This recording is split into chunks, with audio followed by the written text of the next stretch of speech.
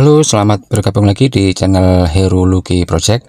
Untuk project kali ini adalah project pembuatan bumper ARB yang kesekian kalinya untuk Toyota Innova. Jadi ini bisa untuk Toyota Innova 2GD ataupun Toyota yang Innova yang lama. Jadi yang ini adalah Toyota untuk yang 2GD atau Toyota Innova Reborn, dan bahan yang dibutuhkan adalah plat 5,5 mm yang sudah saya bentuk sedemikian rupa. Ini adalah malnya ya. Dan untuk langkah berikutnya adalah untuk pengeboran ya. Jadi pengeboran ini dilakukan bertahap. Jadi pengeboran bracket ya, ini ya, bracket untuk yang di batang bumper ARB yang nempel di besi hulunya. Jadi untuk pengeborannya bertahap, mulai dari pengeboran 5 mm, 8 mm hingga yang terakhir adalah pengeboran dengan diameter 10 mm. Jadi ini akan saya pasang menggunakan pengikat, baut pengikat ya. Baut pengikatnya adalah M10 atau kunci 17 mm. Dan seperti inilah prosesnya untuk pembuatan bracket kaki bumper ARB yang akan nempel di hulu ya, besi hulu. Untuk besi kotak itu ya, maksud saya ya, besi kotak yang ukurannya yang saya pakai adalah 4 kali 8 cm, dan inilah besi hulunya ya. Jadi besi hulunya ini ukurannya 4 cm kali tinggi 8 cm, dan ini saya marking semuanya. Jadi untuk jarak lakukannya itu adalah 25 cm, dan ini saya garis-garis itu adalah jaraknya ya. Jadi jaraknya antara potongan-potongannya itu adalah 25 cm. Dan untuk yang ujungnya ini saya pola supaya tidak berbentuk kotak ya. Jadi untuk pemanis juga bagian ujungnya ini berbentuk miring, kemudian bagian depannya juga masih ada sisa 2. Nah ini ya, sisanya 2 cm pada ujungnya. Dan untuk 25 sentiannya ya ini, tapi ini kurang kelihatan ya garisnya ya, karena mungkin kameranya kurang bisa menangkap garisnya. Dan untuk langkah berikutnya adalah kita harus membelah apa yang sudah kita buat tadi, yaitu jarak 25 cm ini saya coak dengan coakannya 5 mm ya, 4 sampai 5 mm. Dan untuk ujungnya ini berbentuk seperti ini ya, ada kemiringannya, dan bagian ujungnya juga disisakan 2 cm. Nah ini nanti akan disatukan atau dilas. Dan untuk coakannya yang jaraknya 25 cm itu ini, nah ya kan, ini coakannya 4 sampai 5 mm. Nanti jika dirapatkan akan membentuk lengkungan. Nah seperti ini ya kan, supaya manis ya, supaya tidak terlihat lurus aja. Jadi ini bisa menyesuaikan dengan lekuk tubuh atau lekuk bodi dari Toyota Innova Reborn. Oke, setelah itu kita harus mengelasnya dengan kuat ya, jangan sampai ada lubang. Jadi pastikan las-lasannya itu menyatu semuanya tanpa ada menyisakan lubang ya, atau terlewatkan las-lasannya. Dan ini setelah dilakukan pengelasan, nanti ini akan dirapikan ya. Di ujungnya ini yang sudah dilas, dan semuanya akan dirapikan dengan cara digerinda. Dan begitu juga untuk bracketnya yang sudah saya potong-potong tadi, ini masih belum rapi ya. Jadi selain belum rapi juga ini belum safety, karena ujung-ujungnya masih tajam ya. Ini harus dirapikan dan dicemper ya. Dan untuk ujung-ujungnya juga itu harus dirapikan semuanya. Dan ini setelah dirapikan, setelah digerinda ya, bekas las-lasannya setelah digerinda hasilnya seperti ini. Jadi penggerindanya jangan sampai terlalu dalam, karena nanti bisa berakibat ada cekungan ya jika setelah dicat. Dan ini juga kaki bracketnya sudah dirapikan semuanya, sudah tidak tajam, dan semuanya terlihat sangat rapi kan. Oke. Nah, ini safety juga. Oke, setelah ini ada lagi ya, jadi di bagian tengah ya, di bagian tengahnya bumper ARB itu kan ada tempat hitchball atau towing ya, towing apa namanya itu, bola towing. Jadi itu harus ada bracketnya, dan bracketnya ini ya, nah ini di atasnya juga ada ornamennya juga dari plat 5,5 mm juga. Nah ini juga sudah saya rapikan dan sudah tidak tajam, nanti akan dipasang di bagian tengah yang sudah saya garis tepat di senternya. Oke, dan untuk penguatnya juga ada yang apa namanya ini, bracketnya ya, ini bracket tempat hitchball harus tepat di tengah-tengah juga nanti pengelasannya. Dan untuk yang sampingnya juga ini penguatnya dari bracket hitchball atau bola towingnya, ini berbentuk segitiga dengan ketinggian 8 cm menyesuaikan dengan ketinggian besi holonya. Ini sebelah kiri dan sebelah kanan ini akan disatukan semua melalui proses pengelasan. Oke, setelah itu kita harus mengelas bracket, kaki bracketnya dulu ya. Jadi kaki bracketnya ini harus kita ditata ya, jadi harus benar-benar siku.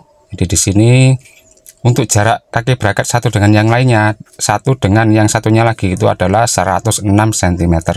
Dan di sini saya melakukan memastikan lagi ya jaraknya ini 106 cm. Kemudian setelah itu baru kita las, dan di situ dapat kita lihat ya, itu saya ganjal untuk bagian depannya, kemudian saya beri siku magnet ya supaya tidak berubah untuk posisinya dan supaya lurus juga ya. Nah setelah dilas kita harus pastikan apakah benar-benar siku atau tidak berubah posisinya, baru kita lakukan pengelasan atau pengelasan secara penuh ya. Jadi ini pengelasannya secara penuh, karena jika tidak penuh nanti akan timbul rapuh ya, atau pengelasannya kurang kuat. Nah ini hasilnya setelah kita lakukan pengelasan untuk kaki bracketnya. Kemudian kita akan lanjut untuk proses pengelasan bagian tengahnya atau tempatnya apa itu, hitchball atau bola towing. Nah di sini hitchballnya harus diposisikan tengah dan harus siku. Jika tidak siku harus kita lepas, kemudian kita siku lagi, dan jika sudah benar-benar lurus dan siku bisa kita lanjut ya. Kita lanjut untuk mengelas bagian sampingnya ini supaya kuat, supaya tidak mudah patah ya. Tapi ini hanya untuk pemanis saja ya, ini tidak untuk menarik ya, untuk menarik mobil yang mogok ataupun gimana. Ini hitchballnya hanya untuk mainan aja, ataupun apa ya, terlihat seperti bumper ARB sungguhan, padahal tidak direkomendasikan untuk menarik mobil yang mogok ya. Untuk bumper ARB yang saya buat ini karena selain apa ya itu ya, kurang kuat ya, ya jujur aja memang ini untuk safety aja, safety dari sundulan motor ya. Biasanya kan motor itu suka nyelonong gitu ya, jadi kita kasih pengaman bumper ARB ini. Nah ini bracket yang di bodi atau di sasis, ini saya lakukan pengelasan ya, ini akan saya lakukan pengelasan, dan untuk hasilnya seperti ini ya. Ini harus disatukan, karena jika tidak disatukan atau tidak dijadikan satu seperti ini, itu nanti akan tidak sama untuk jarak lubang bagian tengah, dan untuk yang lainnya juga tidak rata nantinya. Jadi setelah itu baru kita lakukan merapikan ya, ini merapikan supaya tidak ada bekas pengerjaan gerinda yang kasar. Kemudian untuk bagian ujung-ujungnya juga ini harus kita beri chamfer ya, supaya tidak timbul barik yang mengakibatkan tergores ya. Jadi harus safety di ujung-ujungnya, ini harus benar-benar tidak ada ujung yang tajam atau lancip ya. Semuanya itu harus diberi chamfer atau diberi air ya, airnya ya secukupnya aja supaya tidak terlalu dalam nanti penggerindanya. Oke, Di sini untuk proses yang terakhir ini ya, untuk proses terakhir dari pengerjaan pengelasan dan merapikan bekas pengerjaan. Kemudian proses selanjutnya adalah pengecatan, dan sebelum kita lakukan pengecatan ini harus di epoxy filler ya, dan untuk bagian yang dilas juga harus didempul ya. Nah, ini sudah saya gantung semuanya. Nah, ini juga bracket yang di bodinya tadi. Kemudian kita lakukan apa ini namanya itu, epoxy filler. Jadi untuk epoxy filler ini wajib dilakukan supaya daya rekat cat itu bisa tahan lama ya. Selain itu juga ini mengisi pori-pori supaya lebih halus, karena jika tidak di epoxy ya, tidak di epoxy filler, itu nanti akan untuk goresan sedikit ya, itu pasti akan terlihat. Jadi epoxy filler ini selain untuk perekat pengecatan, itu juga dia mengisi pori-pori yang tidak terlihat ya, seperti goresan sedikit gitu bisa tertutup oleh epoxy filler. Dan ini hasilnya ya, ini tinggal kita tunggu kering. Di hari berikutnya baru kita lakukan pengecatan, karena epoxy filler ini pengeringannya harus lama ya.